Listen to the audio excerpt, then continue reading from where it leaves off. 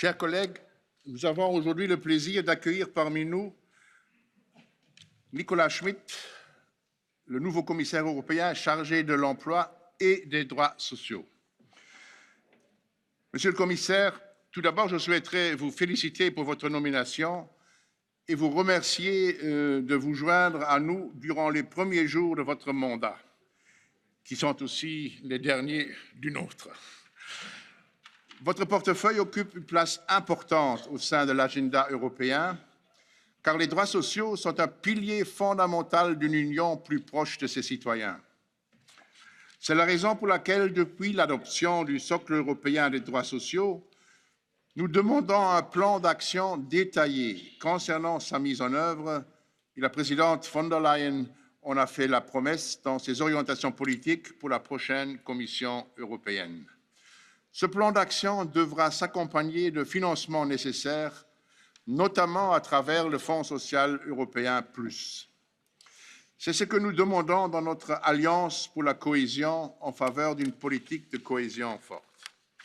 Dans ce contexte, le Comité européen des régions propose de compléter le tableau de bord social qui permet d'examiner la mise en œuvre du socle avec une dimension régionale. Afin de mesurer l'ampleur des défis sociaux en Europe et d'y répondre, il est nécessaire de ne pas uniquement se focaliser sur les indicateurs nationaux, mais aussi de prendre en compte le niveau local et régional. Il y a quelques mois, nous avons produit un tel tableau de bord régional qui se base sur les indicateurs régionaux d'Eurostat déjà existants et nous espérons continuer à y travailler en étroite collaboration avec la nouvelle Commission. Un défi qui nous occupera très certainement les prochaines années concerne l'avenir du travail. Les évolutions technologiques entraînent déjà des changements importants en mettant en péril certains métiers et en faisant apparaître de nouvelles formes d'emploi. Les structures professionnelles sont en phase de transformation et les travailleurs des plateformes numériques sont un bon exemple de la façon dont l'ère digitale offre de nouvelles opportunités d'emploi tout en créant de nouvelles inégalités et des défis en matière de régulation. Après notre débat d'aujourd'hui, nous voterons un avis sur le travail sur les plateformes numériques, les enjeux réglementaires au niveau local et régional. Il souligne la nécessité d'établir un cadre compréhensif de réglementation qui garantit les droits sociaux et la protection des travailleurs des plateformes numériques. L'objectif est de mettre sur un pied d'égalité l'économie des plateformes numériques et l'économie dite traditionnelle avec les mêmes droits et obligations. Monsieur le commissaire, nous nous réjouissons vraiment de travailler avec vous sur ces questions et nous vous souhaitons un mandat couronné de succès. C'est avec grand plaisir que je vous cède maintenant la parole. Non, il faut repousser.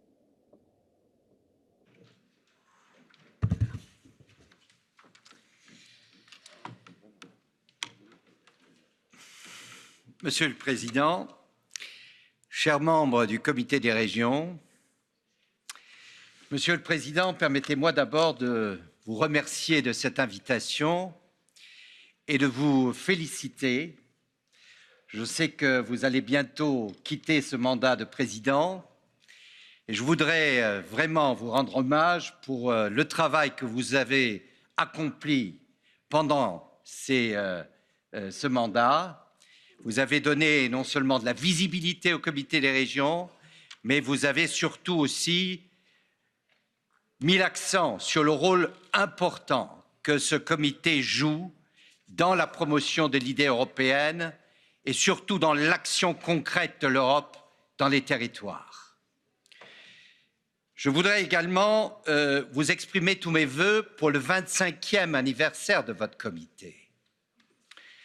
J'étais dans les négociations de Maastricht quand l'idée d'un comité des régions a émergé et je crois que c'était une excellente idée, puisque l'Europe, c'est d'abord les régions, les villes, les cultures régionales, c'est tout cela qui a façonné notre continent et qui a donné naissance à l'idée européenne. Donc, je vous souhaite pour l'avenir la même énergie, la même volonté de contribuer au projet européen, puisque le projet européen, il se concrétise, il se réalise dans les territoires. En effet, la nouvelle Commission a pris ses fonctions il y a quelques jours et donc vous êtes en quelque sorte mes premiers interlocuteurs. Et j'ai été chargé dans cette commission à la fois de l'emploi et des droits sociaux. Je suis très fier d'ailleurs de porter ce titre de commissaire à l'emploi, et l'emploi c'est quelque chose qui vous tient très à cœur. Et les droits sociaux, c'est la première fois d'ailleurs qu'il y a un commissaire aux droits sociaux qui clairement fait référence aux piliers, au socle des droits sociaux et qui montre la direction. Et la direction, c'est le renforcement de l'Europe sociale, comme l'a dit et soutenu et exprimé avec force la présidente Ursula von der Leyen à plusieurs reprises et notamment dans son discours devant le Parlement européen. Cette commission a devant elle de grandes échéances, de grands enjeux. Vous avez écouté tout à l'heure le vice-président Frans Timmermans sur la transition écologique, sur le Green Deal, qui sera un peu le fil vert, je dirais, de cette mandature et qui est très ambitieux puisque nous voulons effectivement transformer l'Europe en un continent, en une union respectueuse de l'environnement et étant à l'avancée de la lutte contre le changement climatique. Mais nous ne réussirons cette transition que si elle est socialement équitable. Donc, la lutte contre le changement climatique et l'engagement pour une Europe sociale vont de pair. Et l'un ne réussira pas sans l'autre. Donc, le deuxième grand volet, c'est les transitions économiques et notamment les grandes transitions technologiques. Et la réponse à ces transitions technologiques et économiques, c'est entre autres aussi le pilier des droits sociaux qui a été mis en place sous la commission présidée par Jean-Claude Juncker. Et je dois dire que cette commission et Jean-Claude Juncker, un compatriote, nous a légué un formidable instrument que nous devons maintenant utiliser pour rendre cette Europe plus sociale et plus proche des citoyens. La digitalisation, et vous allez vous en occuper, j'ai regardé l'avis que vous avez préparé, va façonner à la fois nos industries, nos services, le travail, mais aussi nos régions, nos villes, nos services publics. Elle va profondément changer la façon de travailler, la façon de communiquer. Elle va changer aussi la globalisation, à la fois en sortant un certain nombre de régions d'un relatif isolement, elle va permettre de les désenclaver, même les régions ultra-périphériques, c'est donc une nouvelle chance. Elle va bien sûr aussi créer de nouvelles concurrences, puisque les plateformes ne sont pas nationales, ne sont pas européennes, elles sont globales. Elle va permettre aussi à relocaliser un certain nombre d'activités qui ont quitté nos régions, nos villes, et qui ont quitté l'Europe. Donc à la fois des opportunités formidables, mais aussi des transformations auxquelles il faut se préparer et qu'il faut préparer. Et il faut les préparer en investissant beaucoup. Je crois que l'investissement dans l'avenir, l'investissement à la fois dans les infrastructures digitales, les networks, les réseaux, capital, notamment capital pour vous, pour vos régions, pour vos villes. Parce que si vous n'avez pas si votre téléphone, si votre ordinateur ne marche pas, c'est que vous êtes déconnecté à une époque où il faut absolument être connecté. Investir aussi dans les hommes et les femmes, c'est-à-dire l'investissement dans les compétences est crucial. Et nous réussirons cette transformation à la fois climatique, environnementale et digitale que si nous investissons massivement dans les compétences. Et c'est aussi une chance pour notamment les régions plus périphériques, puisque peut-être nous allons pouvoir rapprocher la périphérie du centre et réduire ces écarts qui existent au sein de l'Europe et avoir un instrument de cohésion économique et sociale beaucoup plus fort. D'ailleurs, je rappelle cette idée de EU Action for Smart Villages qui montre que les villages isolés, où il y a beaucoup de dissatisfaction, beaucoup d'inquiétudes dans les milieux ruraux aujourd'hui, qui peuvent retrouver une place nouvelle dans cette Europe qui rejoint l'économie du XXIe siècle. Pour moi, les compétences, c'est au cœur de cette révolution. Donc l'investissement dans les compétences est crucial. Et l'investissement dans les compétences se fait aussi dans les territoires, se fait dans les villes, se fait dans les écoles, se fait dans les institutions qu'il faut créer, qu'il faut rapprocher des citoyens pour qu'effectivement, ils s'approprient les compétences nécessaires pour maîtriser les nouvelles technologies et effectivement avoir des emplois d'avenir et des emplois de qualité d'avenir. Je pense aussi au chômage des jeunes. La présidente von der Leyen m'a chargé de revoir, de renforcer la garantie pour la jeunesse. Vous connaissez le drame, la tragédie des jeunes au chômage. Vous connaissez personnellement souvent dans les villes les jeunes dans les quartiers difficiles et qui n'ont aucune perspective sociale, aucune perspective d'emploi. C'est à ces jeunes-là qu'il faut s'adresser.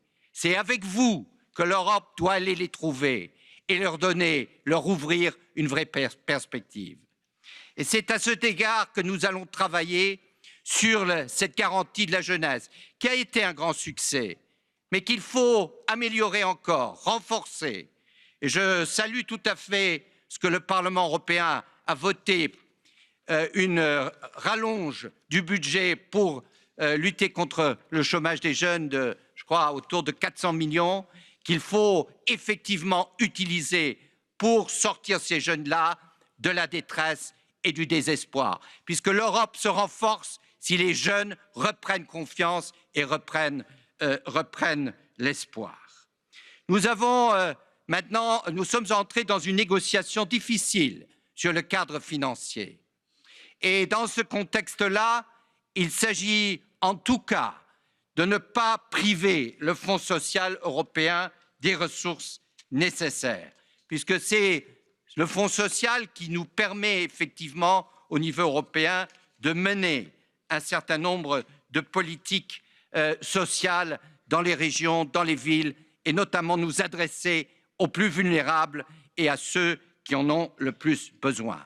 Et dans ce contexte, ce fonds qui va être créé pour lutter contre le changement climatique, dont a sûrement parlé mon collègue, le vice-président Timmermans, le fonds de transition juste sera un instrument important à côté d'autres instruments, notamment aussi le fonds contre la mondialisation ou le fonds d'ajustement à la mondialisation. Je voudrais dire aussi un mot sur l'économie sociale. Il y a quelques jours, la présidente von der Leyen m'a confié la mission de mettre en œuvre un plan d'action de l'économie sociale. Je m'en félicite et je crois que l'économie sociale, c'est celle qui est aussi très attachée au territoire. C'est souvent une réponse au chômage des plus vulnérables, au chômage notamment des personnes souvent exclues du marché du travail. Et donc, avec vous, avec votre comité, je vais travailler sur ce plan d'action pour qu'effectivement, cette économie sociale qui représente des millions d'emplois, qui représente près de 10% du PIB européen, soit encore renforcée et nous permette effectivement d'allier convergence économique d'un côté et convergence sociale de l'autre. Les deux sont inséparablement liés. Un mot sur les salaires. Oui, nous allons travailler sur un cadre pour un salaire minimum en Europe, puisque la convergence salariale est un élément central de la convergence sociale, mais est aussi un élément important de la cohésion économique et sociale. Ce que nous voyons aujourd'hui, c'est que des régions se dépeuplent, parce que les jeunes les plus qualifiés, les plus dynamiques partent, parce qu'ils n'y voient pas d'avenir, parce qu'ils voient que leurs conditions de vie sont trop difficiles. Donc nous avons besoin d'un alignement, d'une convergence des salaires en Europe. Sur les plateformes, j'en ai déjà un peu parlé, je crois que le principe c'est indépendamment du statut du travailleur, qu'il soit un indépendant, un demi- ou semi-indépendant, tout travailleur, quel que soit son statut, doit avoir des droits. C'est ça l'esprit du socle des droits sociaux.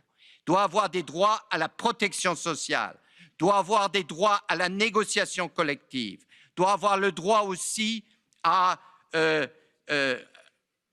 des conditions de travail équitables et justes. Mon dernier point, c'est la lutte contre la pauvreté.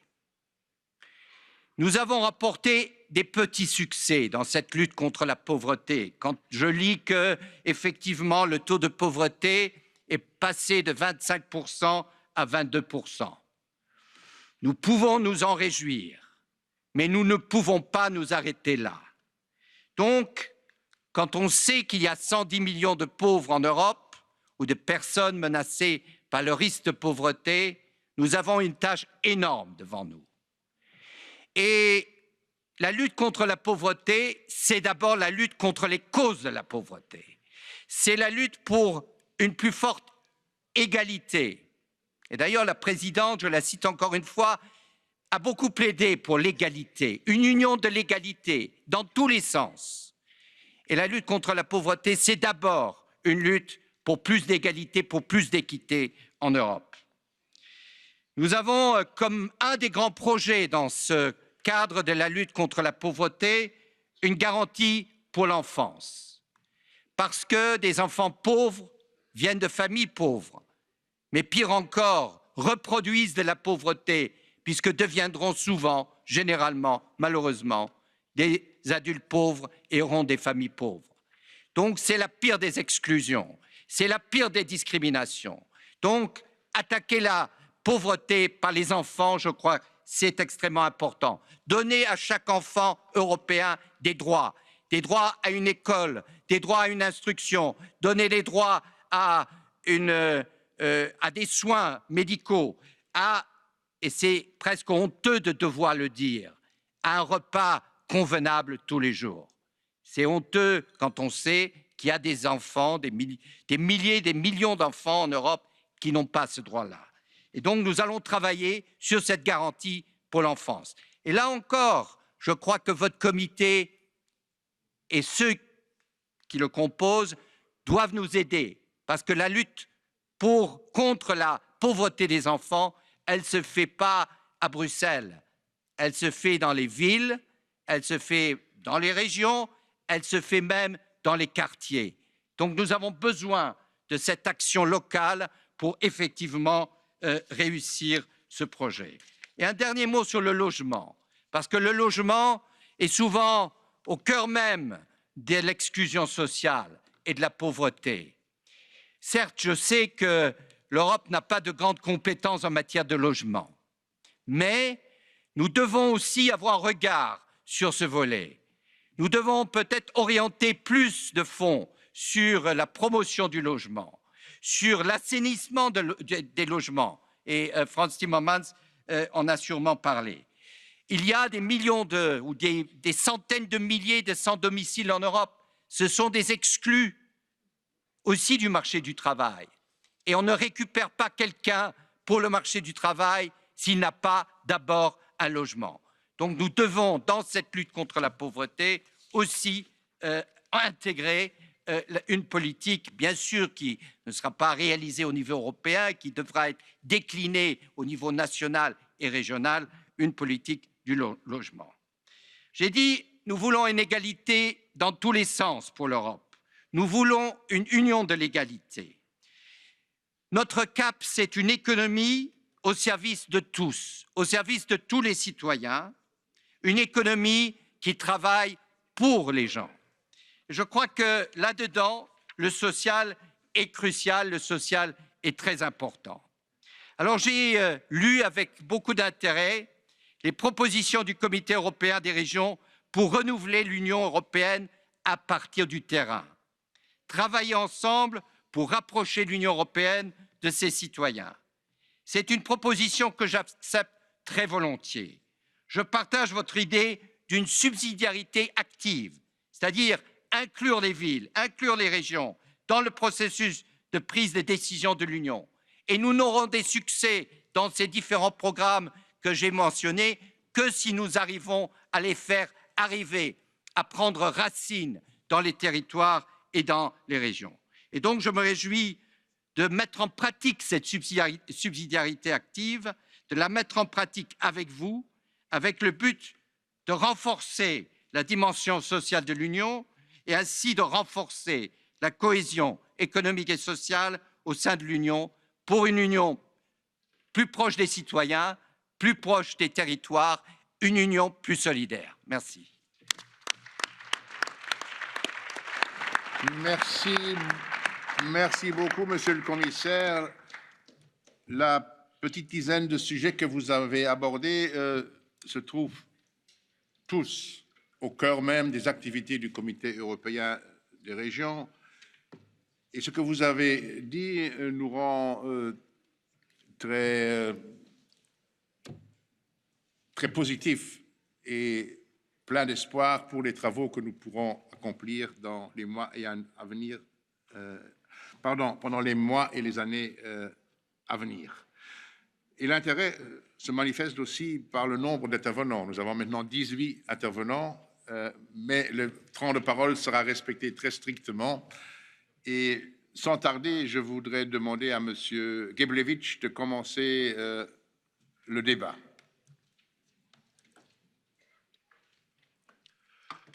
Szanowny Panie Komisarzu, drogie koleżanki, drodzy koledzy.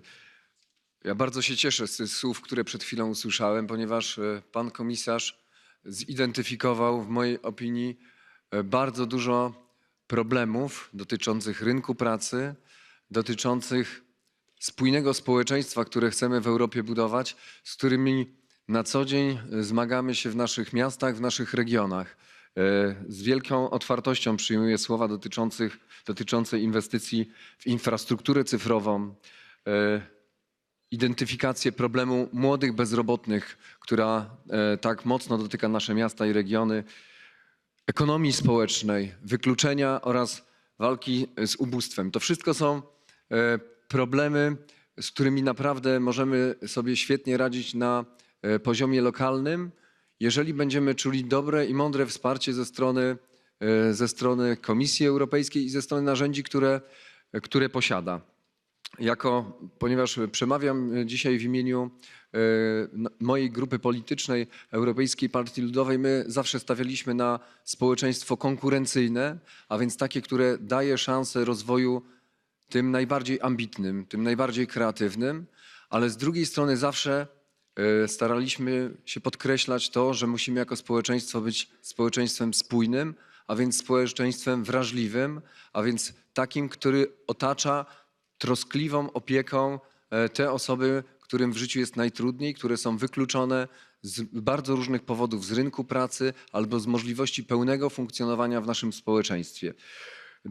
Dodając do Pana wystąpienia kilka rzeczy, chcę powiedzieć, że rzeczywiście dzisiaj w dobie cyfrowej internet, platformy cyfrowe mogą stanowić świetne narzędzie do walki z wykluczeniem na rynku pracy. I już dzisiaj widzimy, że w szczególności właśnie wśród młodych ludzi, młodzi ludzie poszukują swojego miejsca pracy właśnie poprzez platformy cyfrowe i statystyki pokazują, że zresztą ludzie zatrudnieni w platformach cyfrowych są 10 lat młodsi przeciętnie niż przeciętna na rynku pracy. Więc uważam, że ustandaryzowanie tego rynku i spowodowanie, żeby prawa pracownicze również były tam chronione, jest w naszym wspólnym interesie, bo widzimy, że ten kierunek będzie się coraz bardziej rozwijał i on może stanowić rzeczywiście dobre rozwiązanie dla tych wszystkich, którzy na przykład mają problemy z znalezieniem pracy ze względu na odległość. Oczywiście muszą temu służyć dobre rozwiązania i inwestycje w rozwiązania cyfrowe i jako Komitet Regionów chcemy być aktywni w tym zakresie i chcemy choćby być aktywni w ramach Unijnego Obserwatorium Gospodarki Platform Internetowych, które został utworzony na mocy decyzji Komisji, więc jesteśmy gotowi do wsparcia. Druga rzecz kluczowa, Europejski Fundusz Społeczny Plus. Bardzo ważne jest to, żeby był bardziej elastyczny.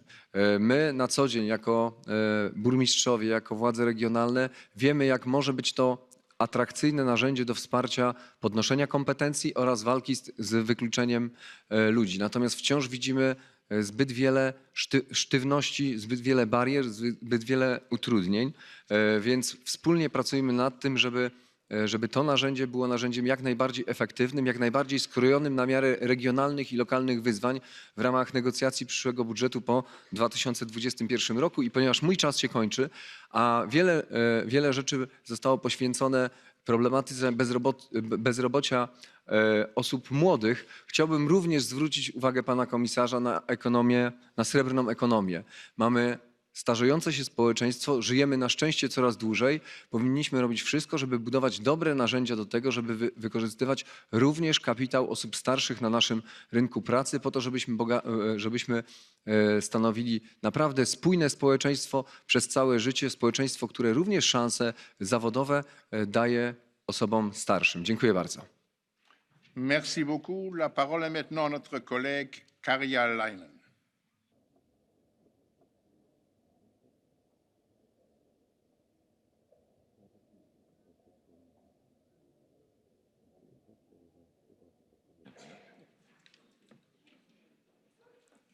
Ah, alors il faudrait l'indiquer aussi ici au secrétariat. Donc, c'est Madame Renström qui parle à la place de Madame Karja Lainen qui était inscrite. S'il vous plaît. So, thank you so much. Ann Karjalainen is back in Finland trying to sort out the government there. So I'll jump into this for her. Dear Commissioner Smith, I would like to extend my group's warmest congratulations on your designation as Commissioner for Jobs and Social Rights, because your long-standing commitment to social justice is well known to us. You have a very challenging portfolio, given the breadth of it and the catalysmic changes in the world of work. EU's current regulatory framework has not followed the latest developments in the labor market. I mean, it is as we are trying to reach the moon with an old airplane. And now we are hoping that you will build a proper spacecraft for us so we can reach at least halfway to the moon. And in many respects, the future of work is already here because of the automation and other changes brought by artificial intelligence, machine learning, and autonomous systems. These have transformed the way we work and the way we live. Mobile technology and connectivity have created a new labor market that goes beyond permanent jobs. It is characterized by the prevalence of the short-term contracts or freelance work, and this is also known as a gig economy. And this gig economy is expanding very rapidly, and it is not only a blessing, because in many ways it creates also very uncertain labor market, and especially for young people. We also see this increasingly decentralized workforces and remote workers, and employees do not have to be even in the same location as employers. And we have also the artificial intelligence algorithms and intelligence machines that are becoming the co-workers to humans. These are massive changes, and this may be more easily for the Generation Z, as we call them, or the millennials, but this is a real challenge for all of us. You have in your intervention in the beginning already answered many of the questions that I did have, but I would like to nevertheless to have more concretely what you can propose to empower the workforce, because to cope with all these very challenging changes, because lifelong learning, it can't be answered to all of these problems that we're going to face. And we are also be concerned, because we have heard rumors that about the 25 billion euros are going to be mobilized from the social funds to finance the Green New Deal. Well, at least this is leaked by a European Commission document, and it was not leaked by WikiLeaks, but nevertheless, it's a rumor that we heard.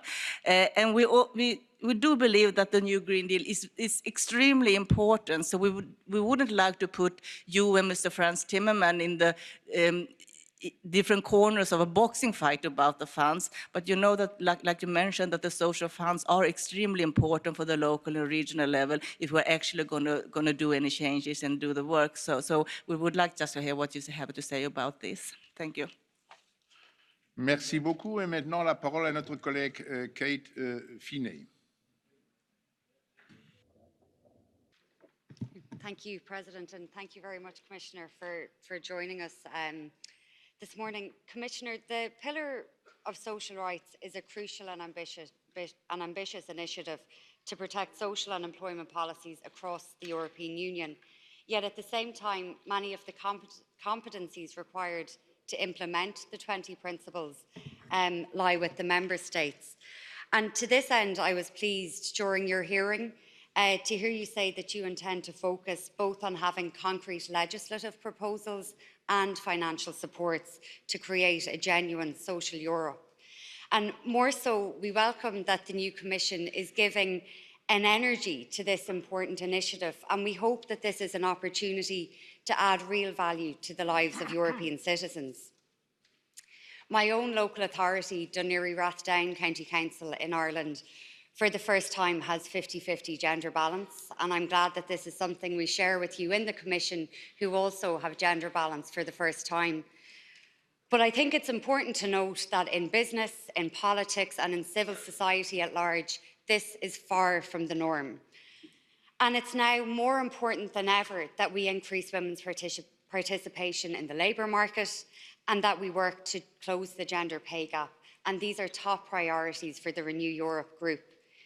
And that is because a truly social Europe will not be achieved without meaningful mechanisms to ensure the protection of all social groups. The digitalisation of Europe has been mentioned by other colleagues, and we're seeing that through the growth of innovative platform work, we can and will represent real opportunities for everyone in our society, including women and people from disadvantaged and vulnerable groups, by allowing them to enter the labour market. And this is the potential to increase highly diverse employment while also reducing discrimination, as others mentioned, based on ethnicity, disability or gender. And I put it to everyone that this process will shape the future of the European Union. It will shape how we go about our daily lives and how we do our jobs.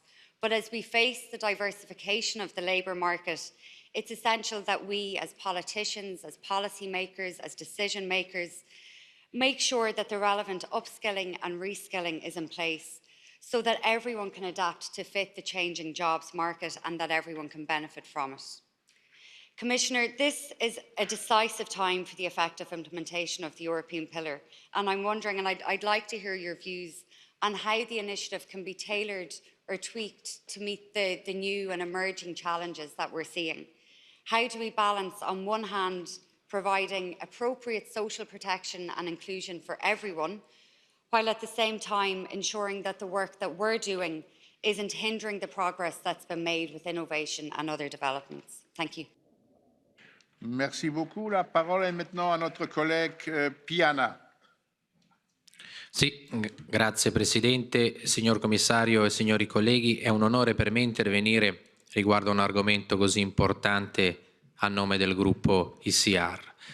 Vorrei approcciarmi al tema di questa discussione, il pilastro europeo dei diritti sociali, appunto, concentrando l'attenzione su quella che è e dovrebbe essere la promozione del bilanciamento tra la vita lavorativa e famiglia attraverso quelle che sono le nuove tecnologie.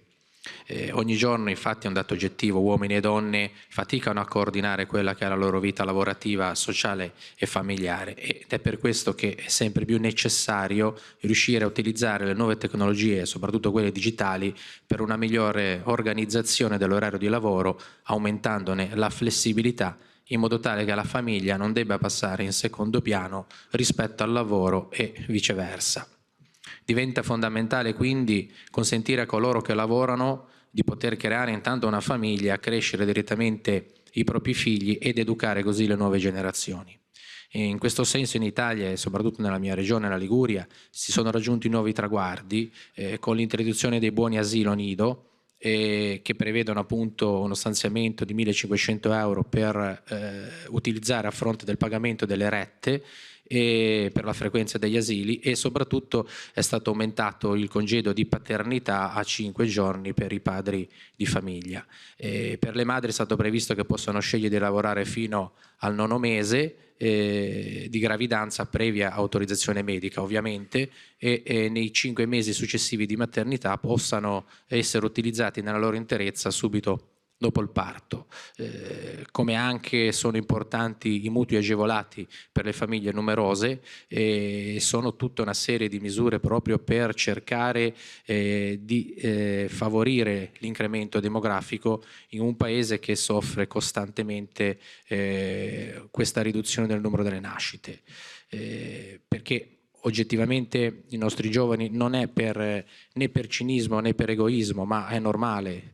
Studiano, poi devono trovare un punto di lavoro e quindi devono poter programmare la loro vita familiare e lavorativa. Je demande de conclure. Chiedo scusa, ho sforato come tempo, chiedo scusa. Time is over. Thank you very much. The next speaker is Mr. McCarthy. Thanks, Mr. President. Dear Commissioner, thank you for your very passionate speech. And you are right, our people come first.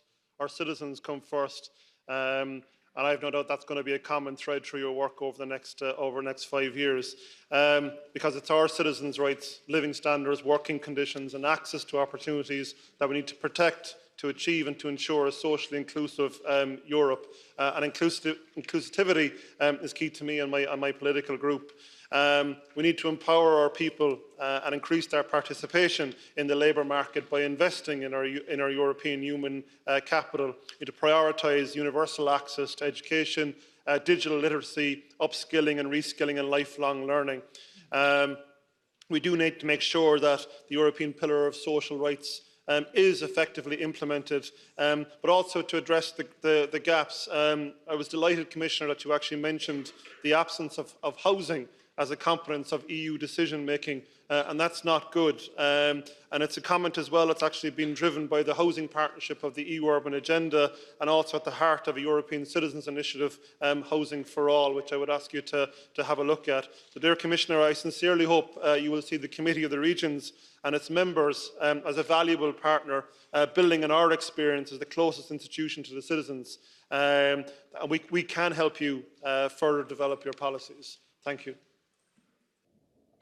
Merci beaucoup et je vous signale que maintenant la liste des orateurs est clôturée parce que sinon nous n'allons jamais en arriver à respecter le temps. Le prochain orateur, c'est notre collègue Dimitros Birmpas.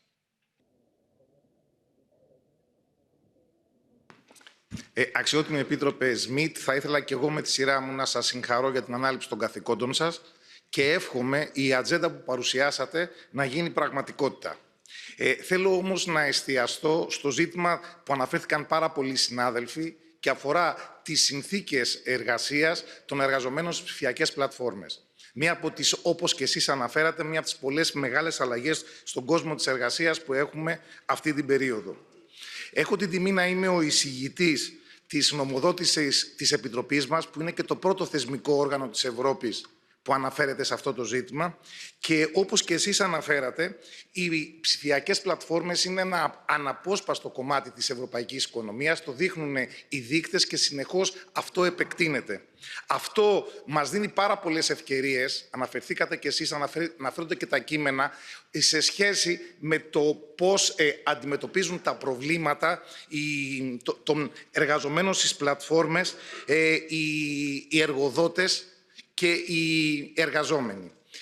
Δίνει μεγάλες ευκαιρίες στους εργαζόμενους γιατί καταπολεμά το γεωγραφικό αποκλεισμό, καταπολεμά άλλους αποκλεισμούς και είναι μια μεγάλη πρόκληση για τους νέους γιατί έχει μια εύκολη και γρήγορη προσαρμογή. Αναφέρθηκαν και άλλοι συνάδελφοι γι' αυτό ότι οι εργαζόμενοι στις πλατφόρμες είναι 10 χρόνια περισσότεροι. Συμφωνώ μαζί σας σε αυτό που είπατε, ότι πρέπει όλοι οι εργαζόμενοι ανεξάρτητα από το είδος της εργασίας που παρέχουν να έχουν ίσα δικαιώματα στην ασφάλιση και στην κοινωνική προστασία. Θέλω να τονίσω όμως το εξής, ότι βλέπουμε ότι οι εργαζόμενοι στις πλατφόρμες έχουν πάρα πολλά προβλήματα γιατί πολλές φορές οι εργοδότες με λάθος ταξινόμηση μεταφέρουν σε αυτούς τους έχουμε ως ψευδοαυτοαπασχολούμενους. Είναι κάτι που επισημαίνεται και σε εκθέσεις της Επιτροπής και σε εκθέσεις δικές μας. Άρα πιστεύω ότι πρέπει να υπάρξει ένα ευρωπαϊκό ρυθμιστικό πλαίσιο που να αντιμετωπίζει αυτά ακριβώς τα προβλήματα. Για να έχουμε την επέκταση της ευρωπαϊκής εργατικής νομοθεσίας και των κοινωνικών κατακτήσεων, όπως και εσείς είπατε, σε όλους τους εργαζόμενους. Χρειάζεται μια χαρτογράφηση και χρειάζονται κανόνες. Ιδιαίτερα για μας που είμαστε τοπικές και περιφερειακές αρχές, είναι πάρα πολύ σημαντικό το ότι και εμείς αντιμετωπίζουμε σε πρώτη φάση τέτοια ρυθμιστικά προβλήματα. Άρα αυτό το πλαίσιο θα δημιουργήσει όλες τις προϋποθέσεις να μην υπάρχει κατακαιρματισμός στην αντιμετώπιση, άρα να μην δημιουργούνται συγκριτικά πλεονεκτήματα σε κάποιους εργοδότες και να παραβιάζεται η ίση όρη ανταγωνισμού μεταξύ της παραδοσιακής οικονομίας, της μη επιγραμμικής, με την ψηφιακή οικονομία. Κύριε Επίτροπε, κλείνω με βάση τη δική σας ομιλία και κατά τη διάρκεια της ακρόασής σας στο Ευρωπαϊκό Κοινοβούλιο, που είπατε και αναφερθήκατε ότι θα αντιμετωπίσετε το ζήτημα των εργαζομένων στις πλατφόρμες για να μην υπάρξουν νέες, αν θέλετε, μορφές εργασιακής επισφάλειας. Προσδοκούμε στις δικές σας πρωτοβουλίες, τις οποίες θα στηρίξουμε ακριβώς αυτό το πνεύμα. Σας ευχαριστώ. Merci beaucoup. Nous en avons encore 14 orateurs inscrits et pour chacun, le temps de parole est limité à 1 minute et je le respecterai strictement. Le premier qui doit faire cet exercice, c'est notre collègue Luc van den Brande. Dank u wel, voorzitter. Voor eerst, commissaris, gefeliciteerd, ook namens de EVP-fractie. Het is belangrijk dat je ook die sociale rechten in uw attributie hebt. Ik denk, voorzitter, collega's, dat we rustig mogen zeggen dat de commissie Juncker de meest sociale commissie is geweest van de afgelopen decennia. En Marianne Thyssen, onze landgenote, heeft daar zeker toe bijgedragen ook. Ik ben ervan overtuigd dat u op die lijn doorgaat. En voorzitter von der Leyen heeft duidelijk aangegeven dat binnen de eerste 100 dagen van de commissie zal er een legaal instrument worden ingelegd met betrekking tot de loonuitbetaling, de minimumlonen en een aantal andere zaken die te maken hebben met eigenlijk de uitdaging om te komen van het probleem van de digitale en artificiële intelligentie om die te overkomen. Ik wil u wijzen op 1 punt. U hebt het niet vermeld, maar sociale dialoog blijft essentieel. En als we alle samen zijn voor actieve subsidiariteit, pleit ik voor actieve sociale dialoog. Ik zeg het ook als voorzitter van het Europese Centrum voor Arbeidsnemervragen, waar het belangrijk is, het verdrag, artikel 11, geeft u de mogelijkheid om helemaal in te zetten op sociale dialoog. Want subsidiariteit is niet alleen lokale, regionale, staat en Europa. Subsidiariteit is ook een plaats geven in de actoren in onze samenleving. En dit op basis van het punt dat de mensen het belangrijkste zijn en dat we are all different but all equal. En dit is een belangrijke taak die u is toegewezen. Dank u wel. Cher Luc, je ne vous ai pas interrompu parce que c'était votre dernière possibilité, mais c'est un cadeau de Noël que je ne peux pas maintenant répéter pour tout le monde. Oh, mais j'avais espéré que tu aurais donné 10 minutes. Mais en fait, déjà, je t'en remercie cordialement et merci prochain pour ta orateur présidence. est notre collègue Flyholm. Oui. Kære Nicolas Schmidt, på vegne af den danske delegation, så ønsker jeg dem stort tillykke med udnævnelsen som kommissær for job og sociale rettigheder. Tak for en engageret og flot indlæg. Det er et område, som betyder rigtig meget også i Danmark. Vi noterer os med stor tilfredshed, at de flere gange under kommissærhøringen både anerkender og freder den nordiske kollektive forhandlingssystem i det kommende lovgivningsinitiativ om mindsteløn. Det løfte, det vil vi gerne følge meget tæt.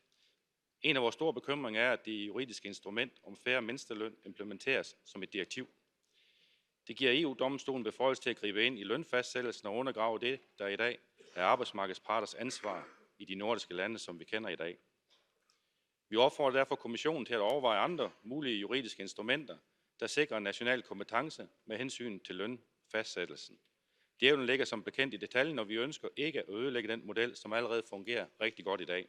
Vi ser frem til en videre dialog om sagen, når de i den kommende uge besøger Danmark. Tak for ordet. Merci beaucoup. La parole est à notre collègue Rossi. Signor Presidente, signor Commissario, auguri e congratulazioni. Sono molto d'accordo con lei quando ha detto che è necessario tenere insieme la transizione verde con la giustizia sociale. Dal segno sociale che avrà questo profondo cambiamento in Europa dipenderà la democrazia e anche l'unità europea, contro i ritorni indietro, le regressioni, i nazionalismi e i populismi. Per questo io penso che non ci dobbiamo nascondere che se non controlleremo socialmente questa transizione possono esserci settori perdenti, le miniere, i siti inquinati, lavoratori anche di grandi industrie che vedranno le proprie industrie trasformate rapidamente, settori poveri della società che non riusciranno a mettersi al passo con i cambiamenti necessari. Nella mia regione, ad esempio, ben 1000 lavoratori sono stati minacciati entro il 2028 da questi cambiamenti. Cosa possiamo fare? Il fondo, certamente, la formazione, senz'altro, ma mi domando anche la riduzione dell'orario di lavoro e le imprese devono soltanto farsi carico dei costi di investimento oppure possono farsi carico anche dei costi sociali? Saranno domande a cui dovremo dare risposte. Merci beaucoup. Le prochain orateur, c'est notre collègue Balje. Dank voorzitter, dank aan de commissaris. We hebben hier in de comité van de regio het rapport aangenomen, A Place-Based Approach for EU Industrial Policy. Ik was daar rapporteur van namens het Econ-commissie.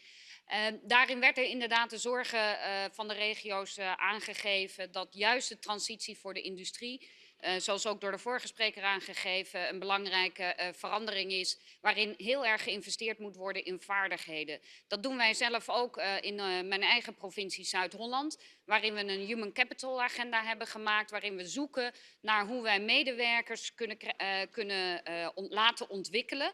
Dus zichzelf ontwikkelen, maar ook hoe ze juist naar nieuwe technologie en nieuwe industrie kunnen ontwikkelen. Maar dat is wel echt een opgave. Dus we zijn ook benieuwd hoe u juist aan deze vaardigheidsverbetering in die tijden van transitie, juist voor die industriële regio's, verder wilt werken.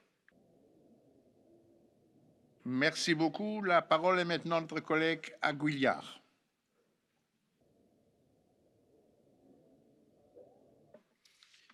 Buenos días. Para comenzar, quiero agradecer el estar en esta sesión y quiero felicitar al comisario Nicolas Schmidt, desearle mucha suerte y agradecerle que esté escuchando hoy aquí nuestros problemas. Quiero hablar de un problema grave relacionado con el empleo, que es la despoblación. Vengo de una de las regiones más despobladas de Europa, Castilla y León, una región que es más de 3 veces más extensa que Bélgica, pero que tiene una población de menos de 2,5 millones de habitantes. Mucha población joven se marchó por la falta de empleo de calidad, buscando oportunidades de trabajo. Por ello, en las regiones despobladas tenemos otro problema muy grave, que es el envejecimiento de la población. En muchas zonas, la población ya no se puede regenerar porque la gente en edad de ser padres y madres se marchó buscando trabajo. Por eso no van a tener hijos muchos de los que viven allí. La principal oportunidad que hay para las regiones que se despueblan es el empleo, estrategias que fomenten y faciliten la creación de empleo. Las regiones despobladas y envejecidas de Europa necesitamos apoyo de la Unión Europea para generar empleo de calidad para que pueda venir gente joven a repoblarnos. Por eso le pido, y creo que estarán todos de acuerdo conmigo, en que a la hora de fijar políticas de empleo o de fijar criterios para el Fondo Social Europeo se tenga en cuenta a las regiones despobladas, porque el empleo, la creación de Merci empleo beaucoup. es la Il faut mejor arrêter, forma le temps de parole de est acabar con la passé. despoblación. Je donne la parole à Monsieur Beaver. Monsieur le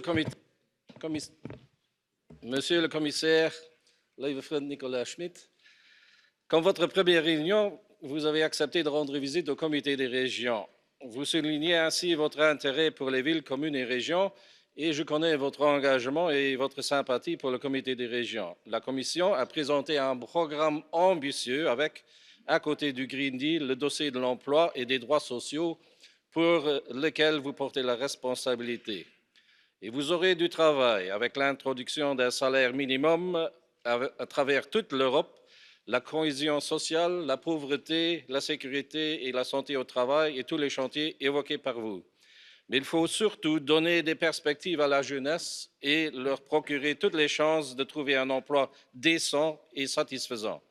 Je vous félicite dès lors pour votre idée d'une garantie jeunesse, c'est-à-dire un engagement que tous les jeunes de moins de 25 ans trouvent une offre de qualité pour un emploi après apprentissage ou un stage après la fin de leurs études ou la perte de leur emploi, brisant ainsi le cercle de la pauvreté qui risque de frapper les jeunes. Je vous souhaite dès lors, chers amis, l'énergie nécessaire et plein succès. Merci beaucoup. Le prochain orateur est notre collègue Peter Kaiser. Geschätzter Herr Kommissar, Beschäftigung und soziale Rechte sicherzustellen gehört zu den zentralen Aufgaben in einer zunehmenden digitalisierten Gesellschaft mit sich radikal verändernden Produktion- und Arbeitsverhältnissen. Ich begrüße daher in diesem Zusammenhang ausdrücklich, dass die Nachhaltigkeitsziele der Vereinten Nationen, die Sustainable Development Goals, integrierter Bestandteil der künftigen Kommissionspolitik sein werden. Die soziale Dimension der EU zu stärken heißt, gerechte Mindestlöhne in allen EU-Mitgliedstaaten sicherzustellen. Armut trotz Arbeit, das Phänomen der Working Poor, ist dadurch verhinderbar. Angesichts der Tatsache, dass in wenigen Jahren mehr als die Hälfte der nationalen Bruttoinlandsproduktionen durch Automation erzeugt werden, verändert den Arbeitsmarkt und seine Herausforderungen ebenso radikal. Eine EU-weite Diskussion über existenzielle Mindestsicherung und/oder eines Grundeinkommens ist aus meiner Sicht unerlässlich. Dies gilt auch für die Notwendigkeit von Wertschöpfungsabgabe und Robotersteuer zur Finanzierung des Sozialstaates sowie zusätzlicher Investitionen in den Bildungsbereich. Meine geschätzten Damen und Herren, eine solidarische Arbeitsgesellschaft braucht ein mutiges, ein Mehr an Europa. Weil die Redezeit vorbei ist. Und jetzt spricht unser Kollege Christian Ilediz.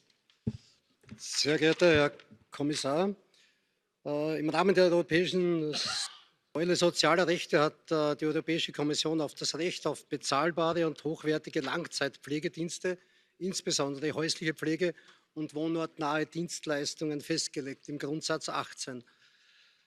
Wir wissen, dass 20% der Unionsbürger älter als 65 Jahre alt sind und die durchschnittliche Lebenserwartung in Europa 81 Jahre oder mehr beträgt. Die Antworten darauf sind in den Regionen, in den Städten und den Gemeinden, die Verantwortung für diesen Pflegebereich übernommen haben, zu suchen. Das Burgenland hat ein Anstellungsmodell für pflegende Angehörige geschaffen, wo wir speziell Frauen, die über 50 Jahre alt sind, eine sozialrechtliche Absicherung geben, wo wir ihnen Gehalt geben und wo wir ihnen einen Anspruch auf Pensionszeiten geben und das alles zu einem fairen Lohn von 1.700 € netto. Das heißt, die Fragen, die ich an Sie habe, was halten Sie von so einem Anstellungsmodell für betreuende und pflegende Angehörige und wie gehen wir zu dem Thema auf der Suche der vielen Pflegekräfte, die wir zweifelsohne brauchen, in Europa zu? Vielen Dank. La parole est maintenant à notre collègue Romy Carrier. Vielen Dank, Herr Vorsitzender. Sehr geehrter Herr Kommissar, die Arbeit im Homeoffice wird im Zuge der Digitalisierung für immer mehr Berufe möglich. Dadurch kann die Anzahl der Fahrten reduziert werden, sowie die daraus entstehenden Umweltbelastungen. Es entstehen teilweise flexiblere Arbeitszeiten, die es einer Mutter oder einem Vater erlauben, statt der Fahrt zur Arbeit die Kinder zur Schule zu begleiten. Die Work-Life-Balance der berufstätigen Personen kann somit erheblich verbessert werden. Die Arbeiten im Homeoffice sollen einen höheren Stellenwert bekommen und die Rahmenbedingungen sollen geschaffen werden, damit für die Bürgerinnen und Bürger sowie für die Arbeitgeber unserer Kommunen und Regionen eine Win-Win-Situation entsteht. Aber auch für die Grenzpendler sollten interessante Angebote entstehen. Hier gibt es viele bilaterale Abkommen, welche aber nicht gleichermaßen für den Sozialversicherungsschutz gelten. Es wäre gut, wenn die EU die Homeoffice-Arbeit weiter fördern würde. Ich möchte diese Gelegenheit nutzen, Ihnen, Herr Kommissar, viel Erfolg und eine glückliche Hand zu wünschen. Ich, Herr Schmidt von der Delegation für Lützeburg, all Gutes. Merci beaucoup.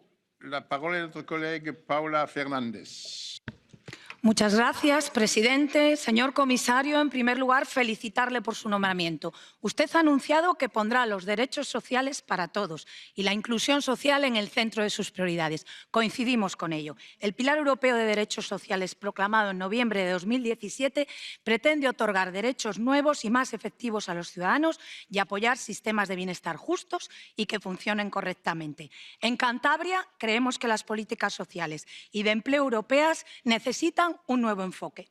El envejecimiento de la población y la naturaleza de los puestos de trabajo que se crearán a causa de la globalización y de los cambios tecnológicos van a cambiar radicalmente el campo de batalla. Desde Cantabria le preguntamos cómo piensa trabajar con su colega Suica, comisaria responsable de Democracia y Demografía, cómo va a contribuir el Fondo Social Europeo y otros instrumentos financieros a paliar las consecuencias del despoblamiento en nuestras regiones, cómo va a apoyarnos la Unión Europea en el desarrollo de políticas destinadas a mantener centros de enseñanza en zonas rurales aisladas o adaptar los consultorios y los servicios sanitarios al envejecimiento de la población o adaptar las políticas de transporte y otras medidas específicas para garantizar movilidad y aumentar la interconectividad de territorios de despoblamiento o prácticamente vaciados. Muchas gracias. La parole est dépassée et je cède la parole à notre collègue Andres Knappe. Bästa herr Schmidt, jag vill börja med att gratulera er till utnämningen som kommissionär för de här viktiga frågorna. Och vi ser fram emot ett gott samarbete med er under de kommande åren. Kommissionens ordförande har uttalat att ni kommer att presentera ett rättsligt instrument för minimilöner under er mandatperiod. Och jag noterar precis som min danska kollega gjorde tidigare att ni konsekvent bekräftat att förslaget inte ska påverka våra nordiska väl fungerande kollektivavtalsmässiga löner och våra kollektivavtal som vi har en lång tradition att sluta på den nordiska arbetsmarknaden. Och jag är intresserad av att få höra hur ni tänker säkerställa det, att det inte kommer att bli ett ingrepp i det arbete som vi utför. Avslutningsvis så vill jag bara välkomna er till Danmark och Sverige under nästa vecka. Och vi kommer att fördjupa dialogen med er och jag hoppas att vi också kommer att hitta gemensamma lösningar som kommer att gynna alla unionens medborgare. Tack så mycket. Merci. La parole est à notre collègue Rouillon.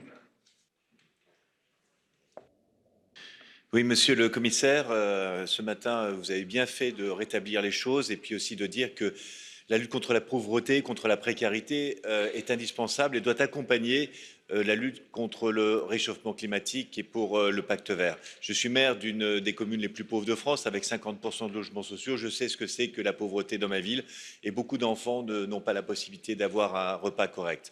Donc je voudrais dire aujourd'hui comment est-ce que vous allez faire avec un budget annoncé en stagnation à 1%.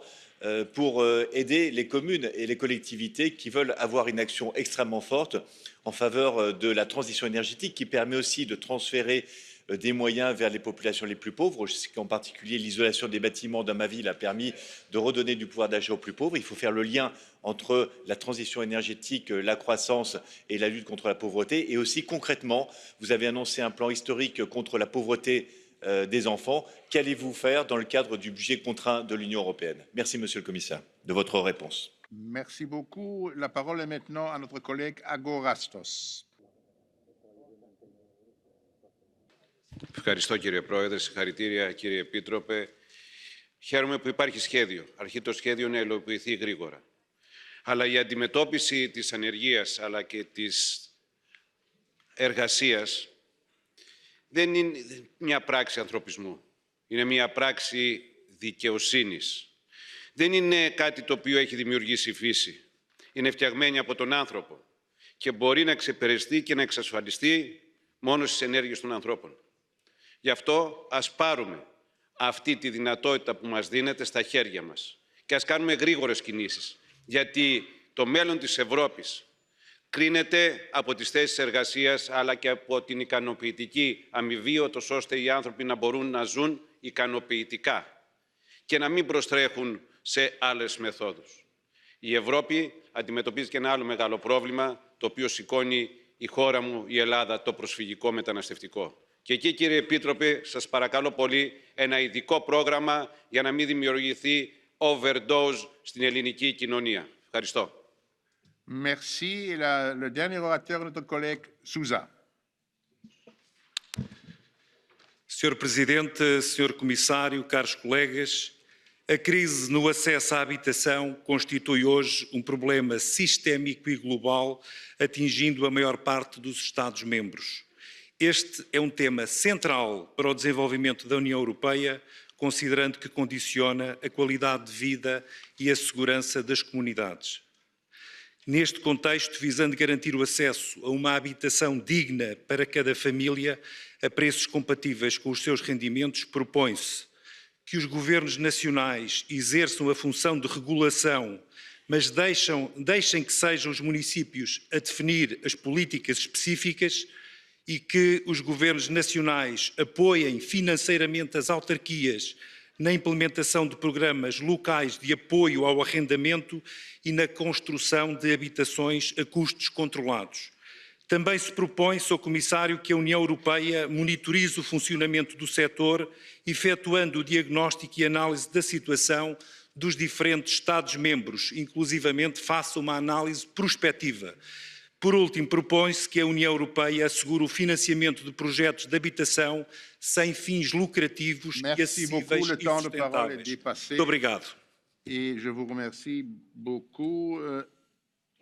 Immédiatement, je cède la parole au commissaire pour répondre à ces nombreuses questions en exactement moins 5 minutes. C'est impossible, mais vous allez y arriver quand même. Bien, d'abord, je vous remercie pour toutes ces questions qui, effectivement, sont directement liées aussi au programme de cette commission. Donc, je vais essayer de répondre en style télégraphique, malheureusement. Mais on aura d'autres occasions pour en débattre.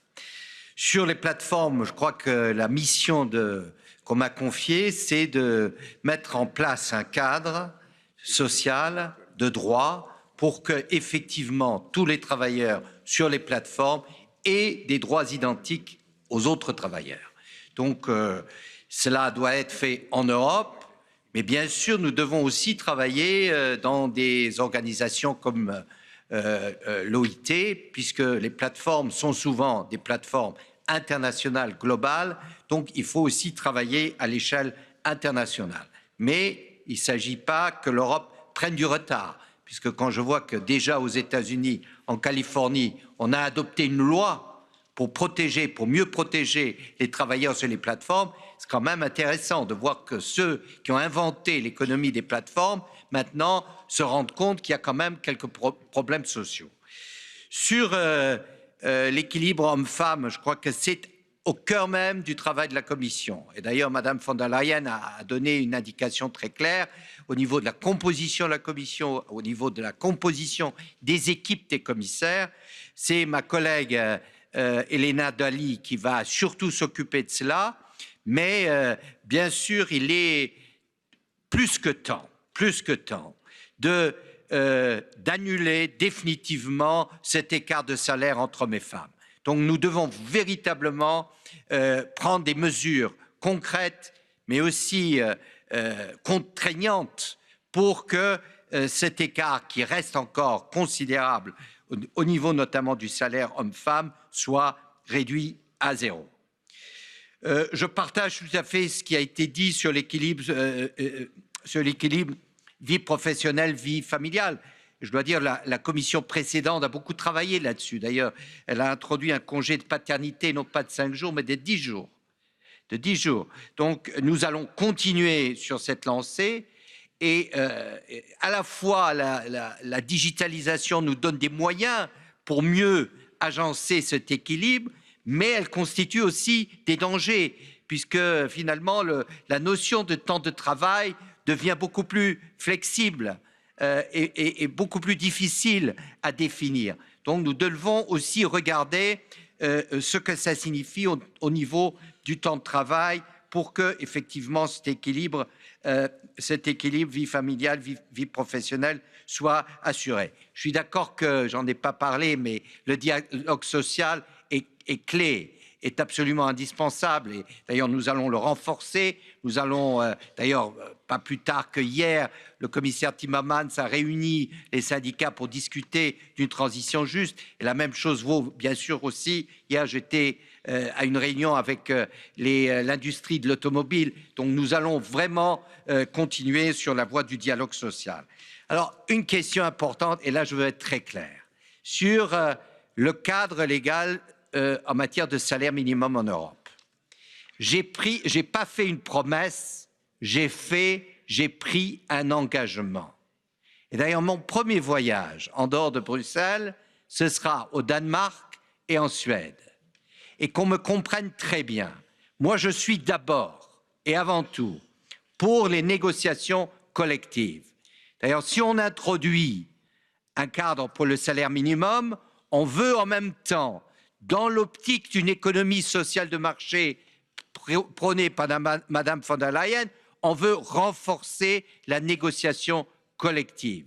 Et donc, là où la négociation collective fonctionne bien et couvre pratiquement tous ou une très large majorité de salariés, on ne va pas la détruire, l'affaiblir ou la modifier. Donc vous avez un engagement de ma part que le système qui existe dans un certain nombre de pays, et notamment les pays nordiques, que ce système va être pleinement, absolument sauvegardé. Oui, je crois que ce qui a été dit sur les compétences, la formation, etc., c'est clé, c'est fondamental. Et l'Europe doit soutenir toutes les initiatives aussi dans les régions, dans les villes, pour que les compétences se développent. Et c'est dans cette optique-là qu'on va reformuler, renforcer le Skills Agenda dont j'ai parlé. Oui, il y a un problème de dépeuplement des régions. Et c'est un grave problème, puisque c'est un problème qui engage la cohésion de l'Europe. Et on ne peut pas accepter que des régions en Europe soient complètement mises à l'écart, en quelque sorte. Et qu'est-ce qui nous permet de retourner un peu cette situation? C'est l'investissement dans les réseaux, c'est le développement, là, effectivement, de l'économie basée sur les nouvelles technologies pour que des jeunes puissent travailler dans une économie européenne à partir de leur lieu de résidence, à partir de leur région. C'est l'investissement dans les réseaux, c'est l'investissement dans les infrastructures et c'est l'investissement dans l'éducation et les compétences. Oui, le problème du salaire minimum, c'est aussi un élément de lutter contre la pauvreté. Armut trotz Arbeit ist etwas, was wir nicht akzeptieren können. Deshalb brauchen wir diesen Mindestlohn, brauchen wir aber auch eine allgemeine Lohnerhöhung in Europa. Wir brauchen Lohnkonvergenz in Europa. Wir können also dieses Europa nicht auf sehr niedrigen Löhnen aufbauen. Das ist inakzeptabel. Wir brauchen also diese Lohnkonvergenz. Darum Tarifpolitik auf der einen Seite muss gestärkt werden, besonders da, wo sie sehr schwach ist. Und auf der anderen Seite brauchen wir auch diesen Mindestlohn. Tout ce qui touche, en allemand, Pflege. Pflege ist ein Sektor, der immer wichtiger wird durch die Alterung unserer Gesellschaft. Aber es ist auch ein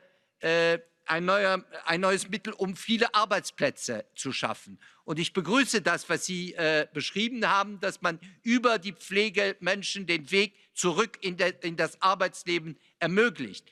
Man ist eigentlich Gewinner auf zwei Ebenen. Einerseits neue Arbeitsplätze schaffen und andererseits natürlich auch im Pflegebereich die Dienstleistungen zu garantieren, die sehr oft fehlen. Also ich unterstütze und es ist schon ein interessantes Projekt, das man vielleicht weiterentwickeln kann. Oui, je sais que les régions frontalières ont un problème au niveau du télétravail. Ce n'est pas uniquement de mon ressort, mais c'est aussi de mon ressort en liaison avec la sécurité sociale, mais c'est aussi au niveau fiscal. Et je pense que dans une Europe où théoriquement il n'y a plus de régions, il faut faciliter le télétravail et non pas le compliquer ou le limiter. Alors, travailler au sein de la Commission, c'est travailler avec tous les autres commissaires, et notamment au niveau de la politique régionale, au niveau de la cohésion économique et sociale. Je vais travailler étroitement avec la commissaire Elisa Ferreira, puisque effectivement tout ce qui est social, tout ce qui est développement régional va tout à fait ensemble. Oui, le budget est clé, le budget est fondamental. Nous n'allons pas pouvoir atteindre ces objectifs de lutte contre la pauvreté, de promotion de la formation, si les États membres ne donnent pas les moyens à l'Europe. Donc nous avons une négociation difficile sur le cadre financier. Et la Commission a fait des propositions que je qualifierais de raisonnables. Et donc, il s'agit pour les États membres maintenant de suivre cette voie raisonnable.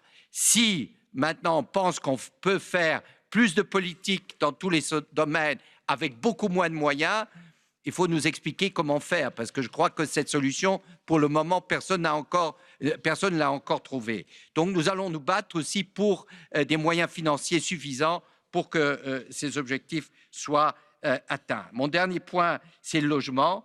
Oui, je crois qu'il y a une crise du logement en Europe.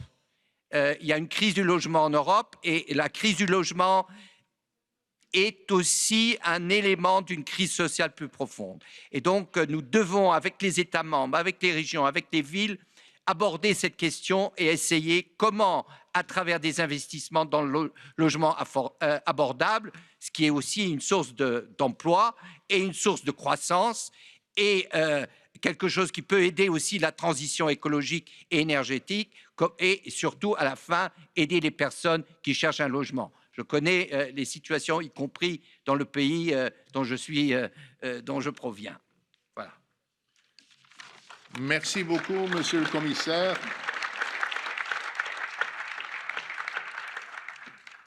Vous avez été le dernier commissaire que nous avons reçu ici pour un débat lors de cette législature qui vient à échéance, mais j'ai le sentiment que vous seriez aussi parmi les premiers que le nouveau comité va à nouveau revoir, vu l'importance et la portée des enjeux dont nous avons parlé pendant cette heure écoulée. Merci beaucoup encore une fois et bon succès pour votre travail.